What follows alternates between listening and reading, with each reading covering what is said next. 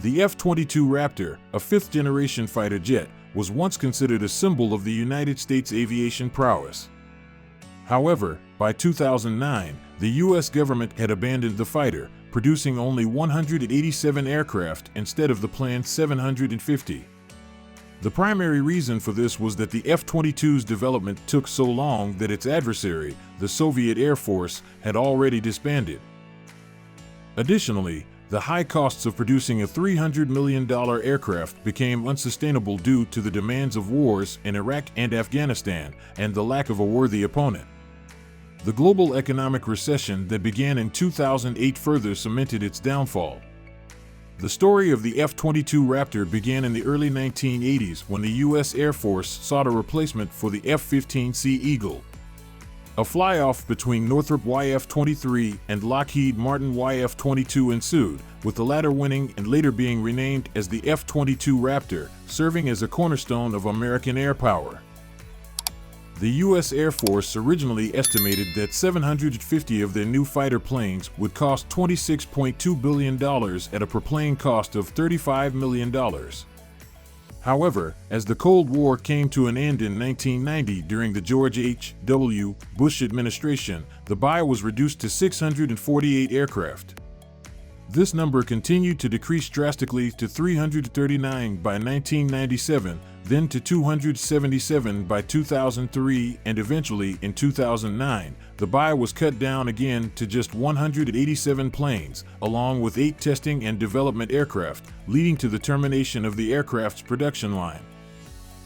The development of the F-22 Raptor was a long process, too, beginning in 1981 under the Advanced Tactical Fighter Project. The plane took its first flight in 1990 and gained initial operating capability in 2005. In comparison, the F-15 Eagle was designed, produced, and gained initial operating capability much faster, taking just 7 years from 1965 to its first flight in 1972 and reaching an initial operating capability in 1976. The F-22 project took longer to develop than its predecessor, the F-15, lasting more than twice as long. Meanwhile, the Soviet Union went from being a competing superpower to crumbling away and eventually dissolving in 1991. The surviving republics divided up the mighty Soviet Air Force, and fighter development in these newly formed countries was limited to improving current models like the MiG-29 and Su-30.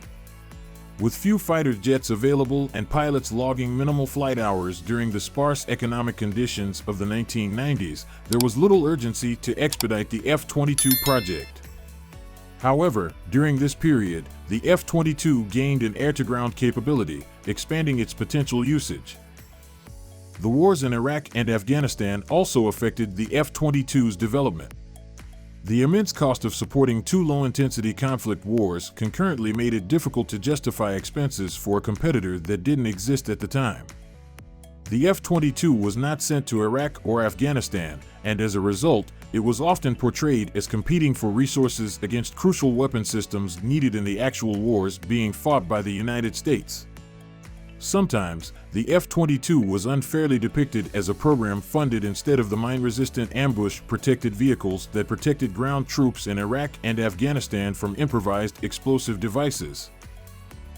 The extended period of development also resulted in the F-22 indirectly competing with the F-35 Joint Strike Fighter. Despite being designed for different roles, the F-35 was a more affordable option with similar, if not superior abilities when compared to the F-22. This was apparently a factor in the decision by Defense Secretary Robert Gates to suggest that production of the F-22 be terminated and the F-35 program be accelerated instead.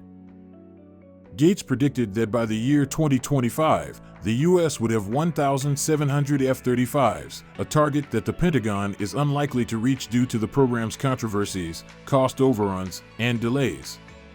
The United States faced its worst economic crisis since the Great Depression in 2008. The GDP fell by 8% in 2009, which was when it was decided that production of the F-22 should be halted.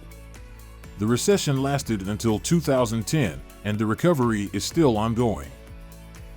This caused additional pressure to focus on immediate threats and delay investments in big power warfare, which was then deemed a distant possibility in 2009.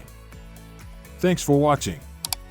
Don't forget to like and subscribe to the Top 5 Choicest YouTube channel. Have a nice day and see you again. Goodbye.